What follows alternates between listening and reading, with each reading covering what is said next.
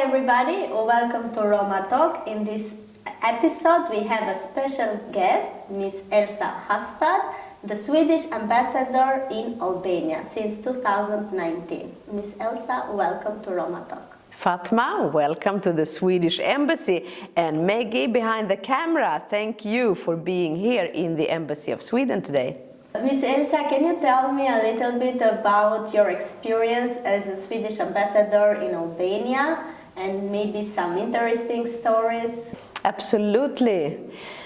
It's fantastic to be here, I must say. It's easy to be a Swedish ambassador. We have a lot of good projects supporting Albania development, all over the country. Albanian innovations, Albanian women, environment, democracy, human rights, institutions, and it's easy to be ambassador here because we have a good relation.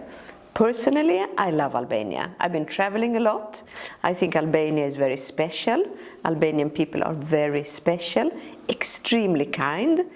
Just one story. When I go to a restaurant or eat somewhere or do something, always something extra, like a fruit or raki or anything, but it's always something extra and something unexpected, and then it's beautiful here. I don't think Swedish people know how beautiful it is in Albania, but I've been doing my best to promote this beautiful country. Since we are in Roma Talk, I would like to shift our conversation to Roma people.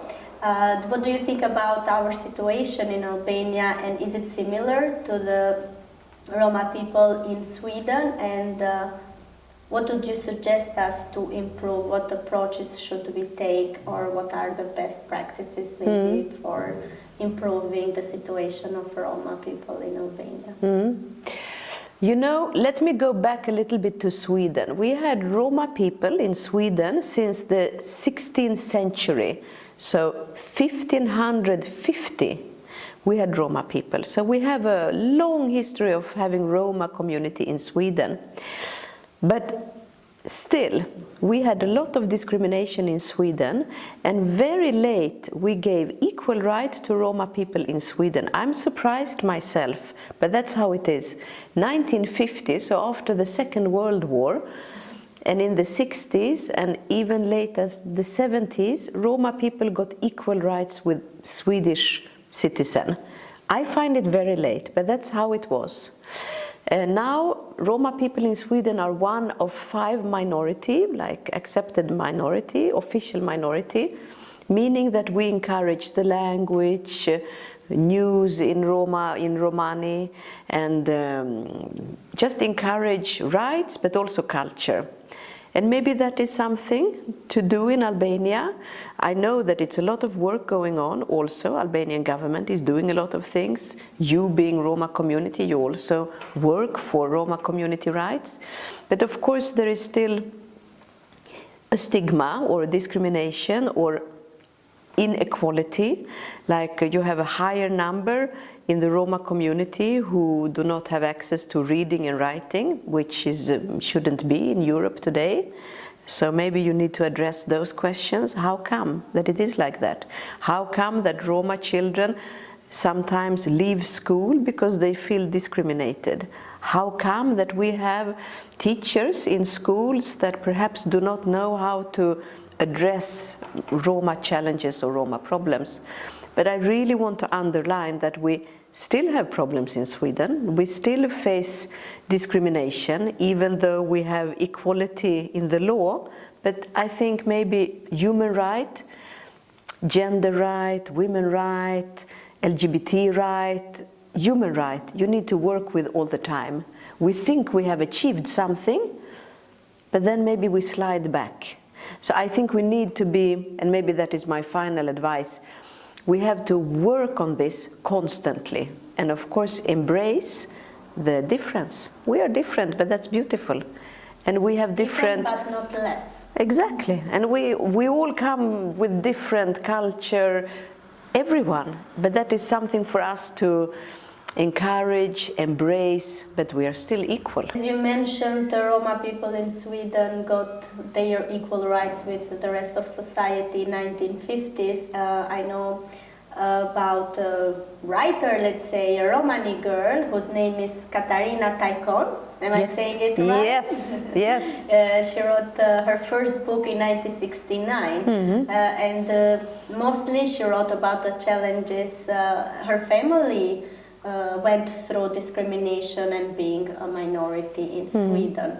Can we talk more about it and how the idea to publish this book in Albanian came from Swedish embassy?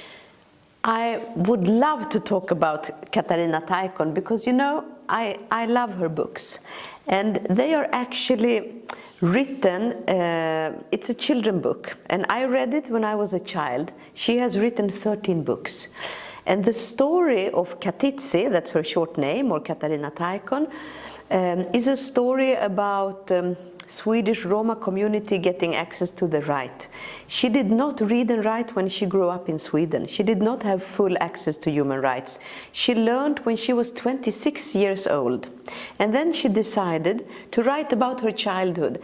But the beauty is that she writes with humor. It's about girl Katitsi. It's drama. She gets her dog. She loves her sister. They have difficulties in finding a place where to live. But through this wonderful story, with her eyes, you can also understand the challenges she had and her family had. But first, it is a book for children, and it's about her life. So I love the book. It was my favorite book. She wrote 13. It was super popular in Sweden.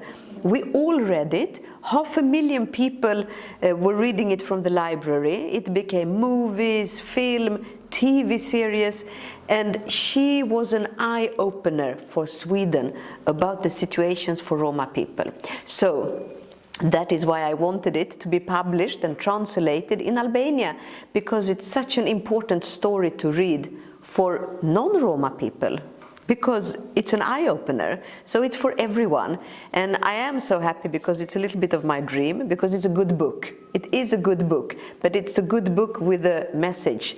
And now we have it in Albanian. We have, I think, 4 books, and really also good that the publisher decided to do it, invest money and publish it. And now it's accessible for all people in Albania, for everyone to read, and not only for the Roma community, for everyone. Ms. Elsa, what would be your message to Albanian society, also Albanian government, regarding the Roma minority?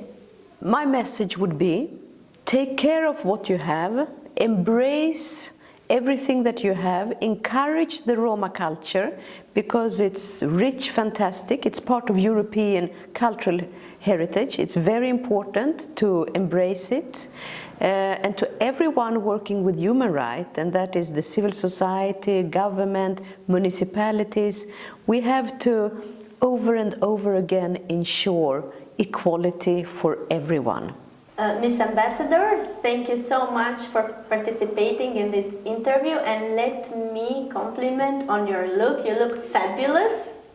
Thank you, Fatma. I'm so happy that you came and that I could be your guest in Roma Talk. Thank you. Earrings are from the Swedish Museum of Modern Art.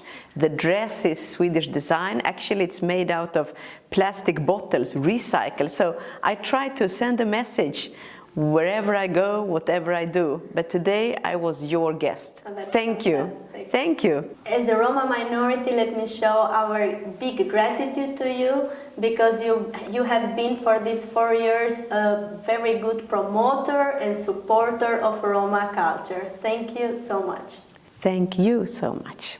Thank you for being with us today. See you in another episode of Roma Talk.